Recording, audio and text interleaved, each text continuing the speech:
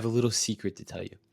If you practice gratitude and you haven't yet implemented this technique, you're missing out on so much. You see, most people, when they're grateful and they're practicing their gratitude, they just write down a few simple material things that they're grateful for. And this is great because over time, this trains your brain to think, I am grateful for this, and look for the positive things in life. But this is just step one. This is the easiest point. This is the basic entry level gratitude. But what we don't understand is there are so many more levels. And why? Once we get one thing down, once we reap the benefits of this first level of gratitude, would we stop there? We shouldn't. The answer is we should not. And that is what I'm going to teach you how to do today, how to move to these next levels and how to know when you are ready to move to these next levels of gratitude. All right, so we already kind of covered what level one is. When you're wanting to start being grateful, the easiest thing to do is write down or even just say a few things that you're grateful for every day. Literally anything from this water in my hand, the water bottle holding it, this microphone I have, this hoodie I have, the fact that I have hair, I'm not some random 18-year-old balding. That would suck, right? All these things we can be grateful for. Normally the easy ones for people are to say their family, their house, the food on the table, the roof over their head, same thing as the house, the bed, these objects that are very, very prevalent in our lives on a daily basis. But now to move it a step further, right? So once we get these down, let's say someone has been maybe going through a gratitude practice for 2 to 4 weeks. They've been writing down 3 things. I think once you get to a month of doing that every single day, if you're starting to feel it, if you're starting to notice that you look for things to be grateful for, that's when it's time to move on. Because if we just keep doing the same thing over and over again, yes, we will build that habit, but we will stop growing that gratitude muscle. We'll stop creating new neural pathways that are focused on gratitude in our brain, right? So that's why we need to take it up a notch, kick it up a notch. And for this, we're going to start thinking more emotionally, right? Because for now, we've only been thinking about the feeling, or we've been thinking about the thing. We've been thinking about it, right? But we haven't necessarily been feeling that gratitude as well, as much as we can be. And that's this next step, where we're going to think about the things in our day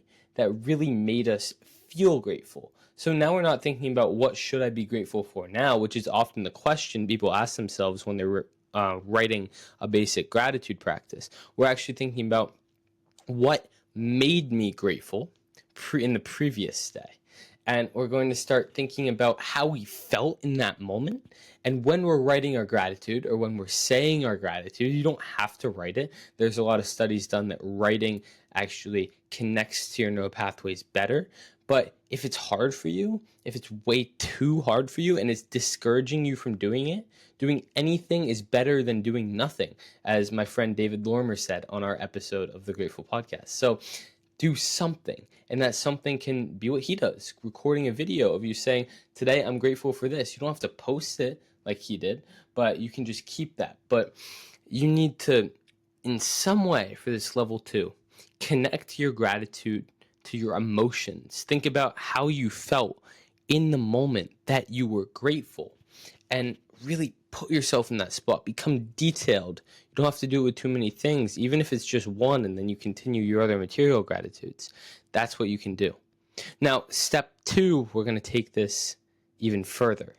Instead of thinking about outside things that made us feel a certain way, we're going to think about things that we're proud and grateful that we did. Not random things that happened to us, but things that you the individual, did during your day. If you're doing this at night, during the day, if you're doing this in the morning, during the previous day, right? You're going to think about things that you did that you're grateful for. And they can be small. They can be, I'm grateful I did my laundry yesterday. They can be big. I'm grateful I aced my test yesterday. They can be, I'm grateful I went to the gym yesterday. I'm grateful I made the choice to eat well, or I made the choice to not eat the dessert or not do the thing that would have made me feel bad, right? And when we do this, what are we doing? We're reinforcing this habit of us being grateful for something that we did. We're improving our locus of control, which is proven to be correlated with a higher satisfaction and lower depression rates, right? Our locus of control is the amount that we feel responsible for the things happening in our lives. So if we're saying that we're grateful for something that we did, we're reminding ourselves that we do have a responsibility, authority in our lives to make decisions. We have free will, and that's a debate for another time, but we do have what appears to be free will in our lives, and we're able to make decisions that better ourselves, right? And so when we do this, we're also encouraging ourselves the next day to do things that we're going to be able to write down. Maybe we felt like our gratitudes were lame. Don't think that, right? Because then that's kind of counteracting the gratitude. But if you have the thought in your head like, oh, I want to be grateful for more, well, then guess what you're going to do? You're going to do more. So the next day, you're able to be grateful for more. You're able to write more. You're able to feel more passionate about it. And this just creates a cycle of gratitude where you're like, oh, I did this thing. I'm grateful for it. You write it down. You do it better. You do it again. And it creates this cycle that just reinforces the best habits and the best things in your life. And now to take it another step higher, we're going to start being grateful for the things that let us do those things. Now, let me explain. Character traits that allow you to perform in the way you do, that allow you to act the way you do. For example, if you went to the gym, even when you didn't want to, and you were grateful for doing that, you were proud of yourself for doing that, you can say, I'm grateful for my persistence. I'm grateful for my discipline in doing the things that I didn't want to do.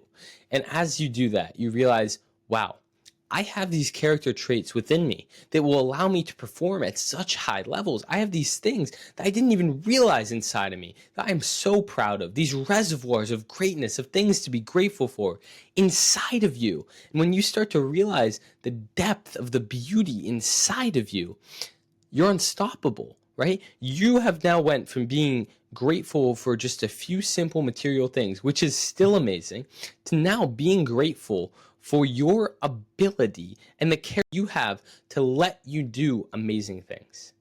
And this continues the gratitude cycle as well, because once you notice these character traits inside of you, it's like this positive feedback loop that says, oh, wow, these are my favorite parts about me. These are the parts I want to build on. And you get to build on those traits. You're encouraged to build on these parts of you that you're really proud of. And you start to do more things in alignment with those traits. So let's say your discipline is very kind of not spread out, right? It's very focused in only specific areas. So you're very disciplined in the gym, but you don't eat as well.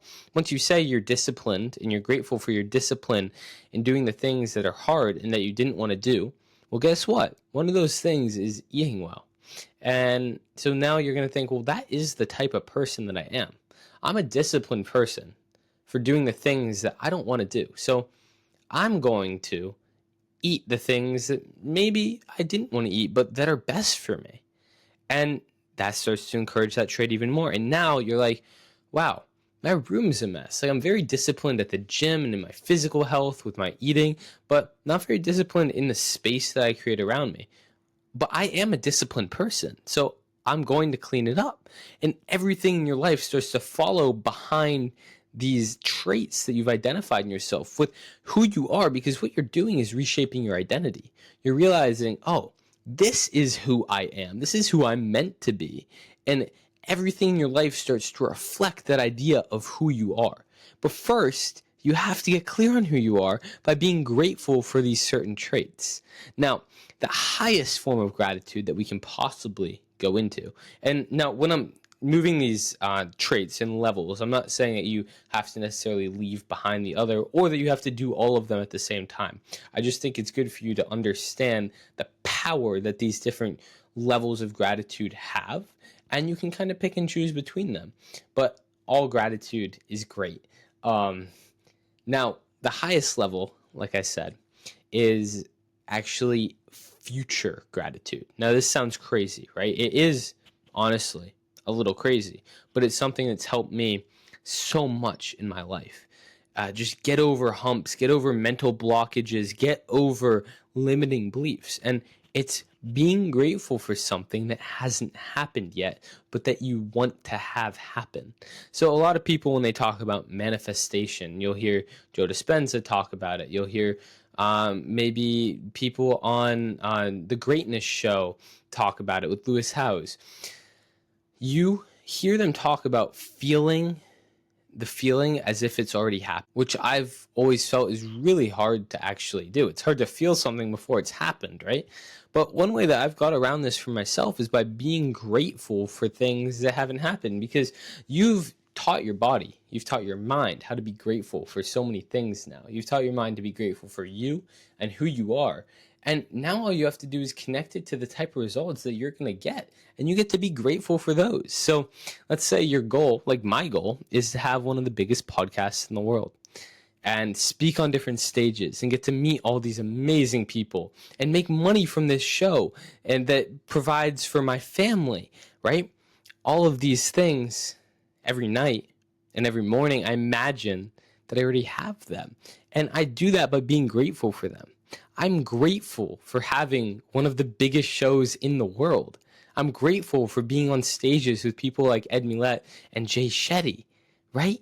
This is the power, because as you become grateful for these things, your gratitude inspires you to actually get there.